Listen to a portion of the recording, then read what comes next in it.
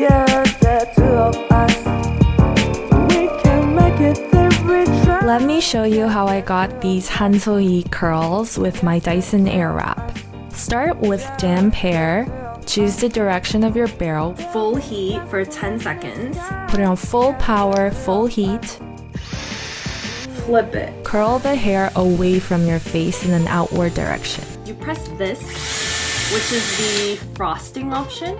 Then you're gonna frost it. Frost it. Which is to cool your hair in order to let it set. To do the opposite side, make sure you switch the direction of the barrel the other way. Then also curl away from your face. Then I'm gonna let my hair cool with the frost button for 5 seconds. It's also important to give volume to the top of your hair. It's easier to shape with your hands. And also, I'm parting my hairline the way that Sohee did it at the Dior show. And give your bangs volume again with your hands and some heat from the barrel. So the curls are done.